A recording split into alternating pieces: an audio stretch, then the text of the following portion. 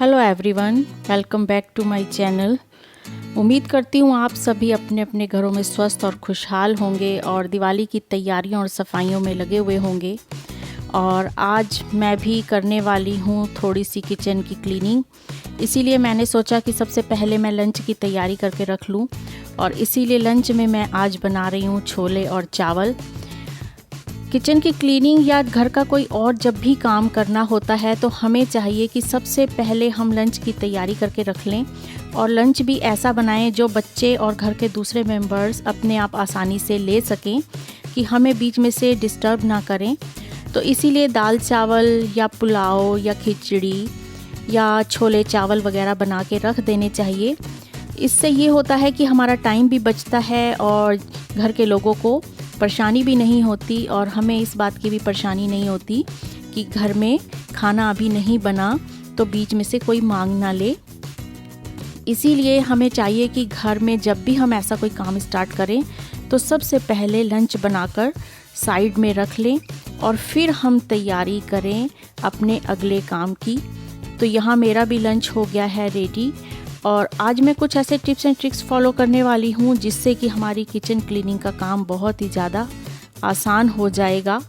इसके लिए मैंने लिया है बेकिंग सोडा, और इसमें मैं थोड़ा सा डालूँगी डिश वॉशर, और मैं डालूँगी इसमें कुछ मेरे पास जो पुराने पड़े हुए हैं नींबू कटे हुए उनके ड्रॉप्स। तो ये एक मेरी अच्छी सी पेस्ट तैयार हो जाएगी, जिससे कि मैं गैस चूल्हा, टाइल्स और टॉप काउंटर अच्छे तरीके से साफ़ करूँगी, क्योंकि इससे बहुत ही जल्दी सारी चिकनाई हट जाती है।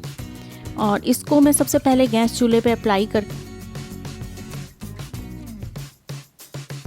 टॉप काउंटर पे और टाइल्स पर भी मैं यही पेस्ट अप्लाई करके इसको छोड़ती जाऊंगी और आगे की ओर बढ़ती जाऊंगी, क्योंकि किचन में जब खाना बनता है तो ऑयल तो आता ही है, और हमारा इंडियन फूड भी ऐसा है कि इसमें ऑयल काफ़ी यूज़ होता है।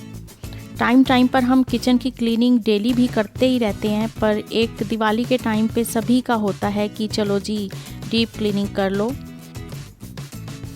जैसे जैसे हम किचन की सफाई करते हैं तो फिर सभी चीज़ों को ही हम साफ़ एक बार कर लेते हैं, तभी तसल्ली होती है। तो इस प्लांट को भी मैं वैसे तो साफ़ अक्सर करती हूँ, तो आज इसकी भी बारी आ गई है। और सभी टाइल्स पर अब मैंने और टॉप काउंटर पे ये अप्लाई पेस्ट कर दी है। और अब इस अरोमा डिफ्यूज़र को भी आज मैं साफ़ करती हूँ, क्योंकि काफ़ी इसको मैं यूज़ करती हूँ तो इसमें दाग लग जाते हैं। इसके नीचे जो तार है इसको मैं संभालूंगी कि इसमें कहीं पानी ना आ जाए और करंट ना लग जाए। तो इसको भी मैं इसी पेस्ट से और पुराने टूथब्रश से हल्के हल्के साफ़ करूँगी, ताकि अच्छे तरीके से इसके सारे दाग निकल जाएं।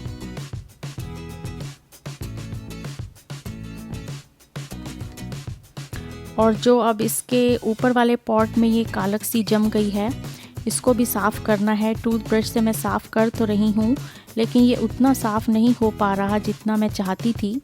तो इसके लिए अब मैंने फिर से बेकिंग सोडा लिया है और थोड़ा सा लेमन ड्रॉप्स डाले हैं, लेकिन ये उतना साफ़ नहीं हो रहा। तो अब उसके बाद मैंने इसे एक सूखे कपड़े से पोंछ के साफ़ करके रख दिया है, और ये बस इतना सा ही साफ़ हो पाया है। तो आज इसकी भी हो गई सफाई, जो मैं काफ़ी टाइम से सोच रही थी मगर नहीं लग पा रहा था।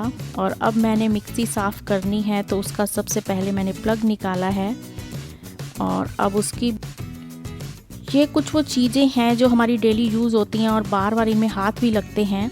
चाहे हम इनमें कपड़ा लगा के थोड़ा साफ़ सफाई करते भी हैं, पर इनके जहाँ छेद होते हैं, लाइंस होती हैं, उनमें कहीं ना कहीं धूल मिट्टी आ जाती है। तो मिक्सी को भी बड़े सॉफ्ट ढंग से आज मैं क्लीन कर लूँगी। और बस यहाँ मेरी मिक्सी हो गई क्लीन, और इसको अब मैं ढक कर रख दूँगी।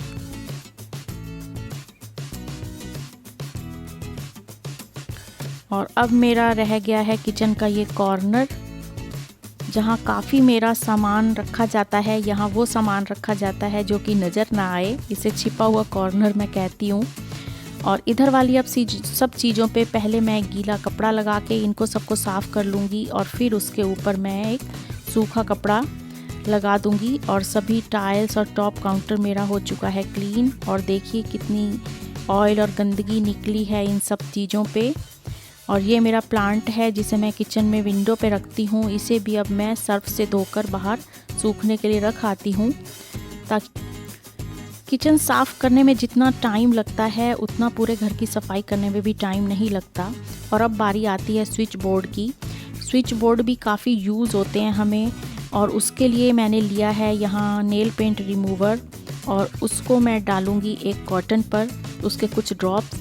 इससे एक मैजिक सा हो जाता है। चाहे आप कितना भी गंदा स्विच बोर्ड हो, आप उससे साफ़ कीजिए, तो आप ट्राई कीजिएगा कभी, तो ये फटाफट मिनटों सेकंडों में आपके स्विच बोर्ड को चमका देता है। और मैंने भी यही इस्तेमाल किया है, और देखिए मेरा 1 मिनट में ही ये साफ़ हो गया। और इसके ऊपर से फिर अब मैं सूखे कपड़े से इसको साफ़ कर दूँगी, क्योंकि दीवारों के साथ साथ स्विच बोर्ड भी बहुत गंदे हो जाते हैं, तरह तरह के दाग इसमें लग जाते हैं, और इनके लिए टाइम निकालना बहुत मुश्किल होता है। और मेरी किचन का ये स्विच बोर्ड बड़ा है और मेन यूज़ होने वाला है, और ये बिल्कुल कॉर्नर पे है, तो सबसे ज़्यादा यूज़ होता है। तो इस पर भी मैंने ऐसे ही सफाई की है, तो कितनी गंदगी निकली है, और ये अब बिल्कुल चमक गया है। इसलिए इस मैजिक को कभी ट्राई कीजिएगा। तो यहाँ मेरा टॉप काउंटर और टाइल्स मैंने सूखे हुए कपड़ों से, साफ़ कपड़े से साफ़ कर ली है, जिससे कि काफ़ी चिकनाई चली गई है और मन को भी एक तसल्ली हो गई है। तो इस तरीके से हमें थोड़ा थोड़ा काम करना चाहिए किचन का, क्योंकि एक ही बार में इतना काम करके घर में फैला के, एक तो हमें टेंशन हो जाती है कि इतना काम फैल गया, इतना सामान फैल गया, कोई घर आ ना जाए, और एकदम से इतना काम करने से थकान भी बहुत आ जाती है। तो इसीलिए चाहिए कि हम थोड़ा थोड़ा काम करें। जैसे कि आज मैंने किचन की tiles, switch boards, top counter और गैस चूल्हा और कैबिनेट साफ़ करूंगी अब मैं नीचे वाली भी। तो ऊपर का मेरा ये सब हो चुका है कुछ इस तरीके से क्लीन, और जितनी भी चीज़ें थी वो भी मैंने क्लीन कर दी हैं। और एक टाइम पीरियड में मैंने लंच से पहले इन चीज़ों को ख़त्म करने का टारगेट रखा हुआ था। तो ये मेरी हो गई। और अब बारी आती है नीचे की कैबिनेट को साफ़ करने की। तो मैंने ये एक फार्मूला बनाया हुआ है, जिसमें मैं लेमन ड्रॉप्स और थोड़ा सा सैनिटाइज़र और थोड़ा सा डिश वॉश और थोड़ा सा मैंने इसमें बेकिंग सोडा मिक्स किया है। उसको सब जगह पे मैं स्प्रे कर दूंगी, और फिर एक कपड़े से साथ साथ में साफ़ करती जाऊंगी। और इन हैंडल्स को बार बार यूज़ करने से इन पर भी थोड़े ज़्यादा हैवी दाग पड़ जाते हैं, तो उन्हें भी छुड़ाना होता है।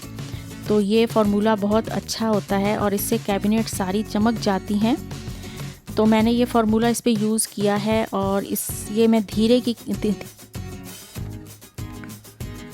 तो बस इसके बाद मैं अब इसको एक सूखे कपड़े से साफ़ करूँगी, और मेरा टारगेट आज का हो जाएगा कंप्लीट। इससे ना तो मुझे थकान हुई, ना मुझे टेंशन हुई, ना मेरे लंच में कोई डिस्टर्बेंस हुई, और ना ही घर के किसी और काम को मैनेज करने में मुझे प्रॉब्लम हुई। और मेरी किचन भी इतनी साफ़ सुथरी और बिल्कुल चमक गई कि फिर से काम करने के लिए रेडी हो गई है। तो हम लेडीज़ के लिए दिवाली पर बहुत ज़्यादा घर की सफाई का बर्डन होता है, इसीलिए आप लोग भी इस बार दिवाली पे ऐसे ही सफाई करें। एक ही दिन में पूरी किचन ना खोलें, क्योंकि किचन का सामान पूरा घर जितना होता है। तो इस तरीके से आप एक दिन कैबिनेट खोलिए, एक दिन क्रॉकरी खोलिए, एक दिन ग्रॉसरी पॉइंट खोलिए, और एक दिन टॉप काउंटर साफ़ कीजिए। तो इस बार दिवाली में आप कुछ इस तरीके से किचन की क्लीनिंग कीजिए, जिससे कि आपको कोई